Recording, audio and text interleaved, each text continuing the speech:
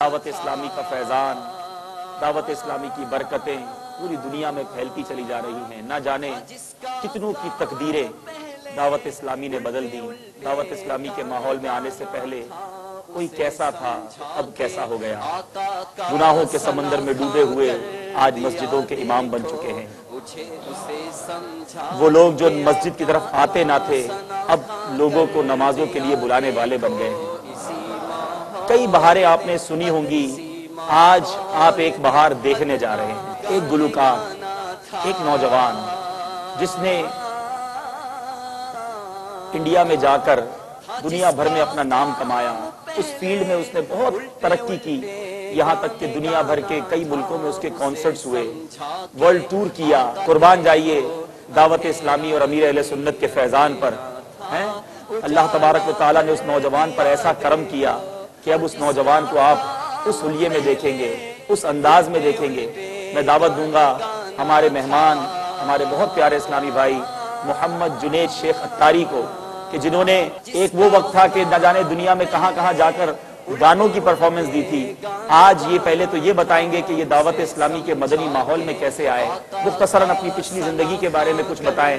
آپ میں سے ہو سکتا ہے کئیوں نے ان کو اس ٹی وی اسکرین پر بھی دیکھا ہوگا، اور آج یہ الحمدللہ دعوت اسلامی کے مدنی حلیے میں ہمارے سامنے ہیں۔ نعروں سے ہمارے اس بھائی کا استقبال کیجئے۔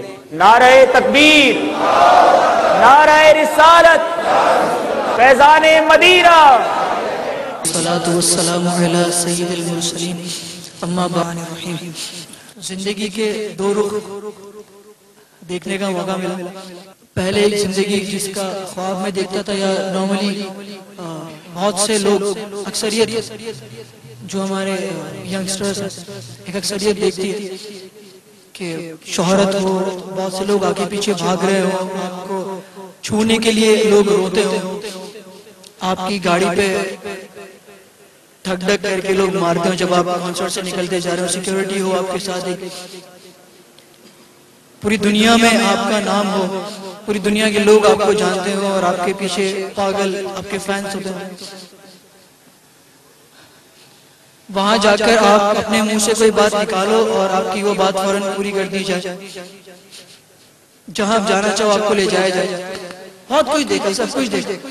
پھر اچانک جب میں فرسٹ ورلڈ ٹور سے واپس آیا، اس کے بعد الحمدللہ درس میں بیٹھنے کا مجھے موقع ملا عشاء کی نماز کے بعد۔ بس وہ درس چلتا رہا۔ پھر ایک رات الحمدللہ امیر اہل سنت دعوت برکاتہم العالیہ نے خواب میں جلوہ فرمایا۔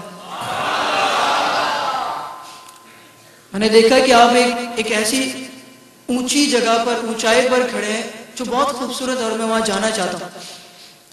اور مجھے ایسا لگا اب مجھے وہاں پر بلا رہے ہیں۔ گھر کی کھڑکی سے باہر دیکھ رہا تھا، وہ اوپر کہیں اونچی جگہ تھی جہاں پر بابا تشریف فرما، اور آپ مجھے بلا رہے تھے۔ مجھے ایسا فیل ہوا۔ اس کے بعد چینجز آنے شروع ہو گئے۔ پھر ایک رات میں سویا اور خواب میں نے ایک ایسی حقیقت دیکھی جسے میں جانتا تو تھا، سنتا بھی تھا، لیکن حقیقت میں وہ ہے کیا، اس بات کی مجھے معرفت نہیں مل پا رہی تھی۔ سب کو پتا ہمیں ایک دن مرنا ہے، ہر بندہ جانتا ہے ایک دن مجھے واپس جانا ہے، دنیا چھوڑ کر، سب کچھ چھوڑ کر جانا ہے۔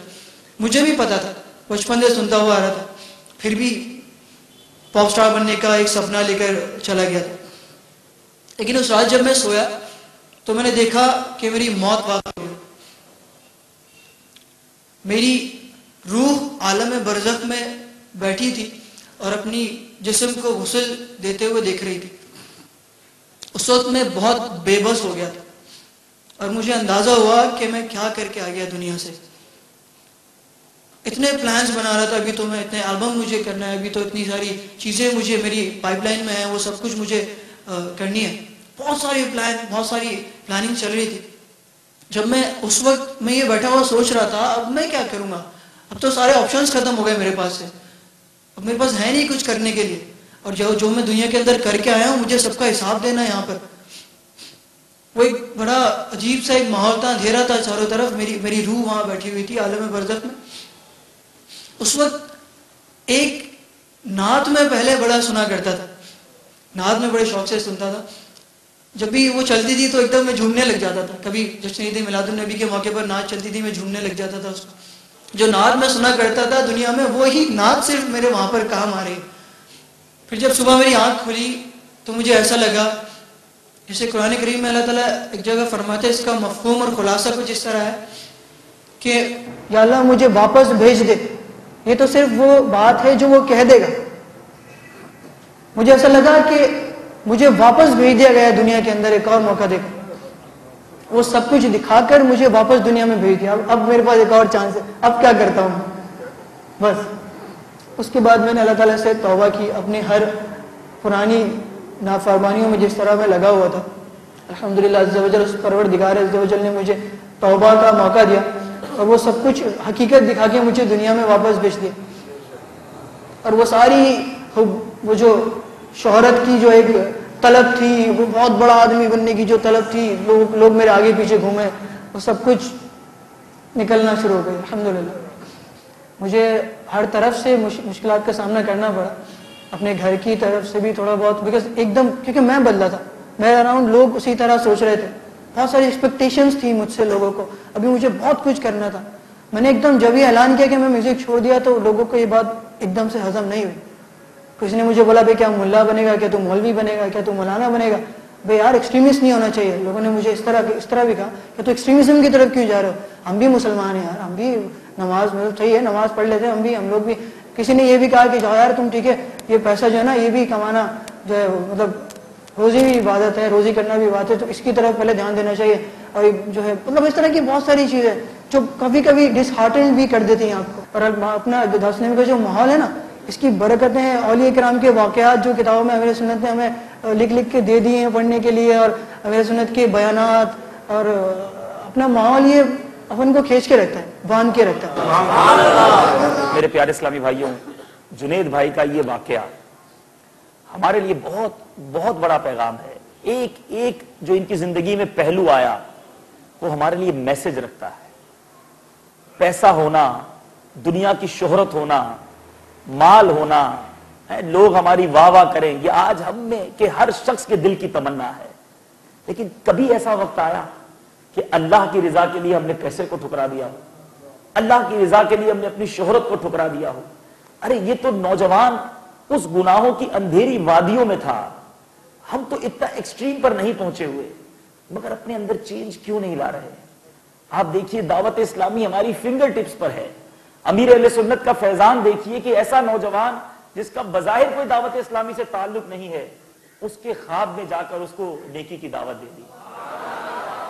اور یہ سوچنے کی بات ہے, مجھے ان کے دوستوں نے بتایا کہ یہ لاکھوں روپے ماہانہ کماتے تھے. ارے ایک نوجوان اپنی لاکھوں روپے کی کمائی کو ٹھوکر مار دی. مجھے ان کے دوستوں نے بتایا یہ کئی عرصے تک بے روزگار رہے, 6 مہینے غالباً ان کے پاس روزگار نہیں تھا, اور اب یہ صرف 10,000 یا اس کے قریب کی نوکری کر رہے ہیں.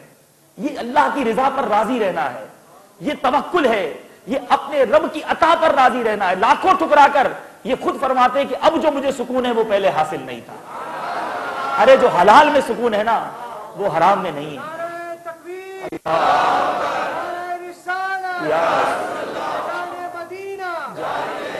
ارے سب کچھ مال نہیں ہے, سب کچھ دنیا نہیں ہے. جنید نے جو خواب دیکھا کہ اس کی موت اس نے اللہ تعالیٰ نے اس کو دکھائی, خواب میں اس کو دکھایا گیا کہ اس کو غسل دیا جا رہا ہے. انہوں نے یہ ایزیوم کیا کہ میں سب کچھ چھوڑ کر چلا گیا. ارے اللہ کی اس پر رحمت تو دیکھیے کہ اس نے صبح اٹھ کر فیصلہ کر لیا کہ اب مجھے یہ کام نہیں کرنا. میں اور آپ کب فیصلہ کریں گے کہ مجھے گناہ نہیں کرنا؟ میں اور آپ کب فیصلہ کریں گے کہ مجھے آقا کے دشمنوں جیسے طریقے پر نہیں جینا؟ میں اور آپ کب فیصلہ کریں گے کہ نمازوں کی پابندی کرنی ہے؟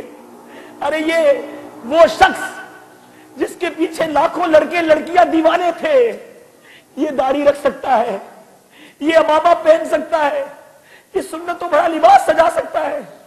میں کیوں نہیں چینج ہو سکتا؟ میں کیوں نہیں سدھر سکتا؟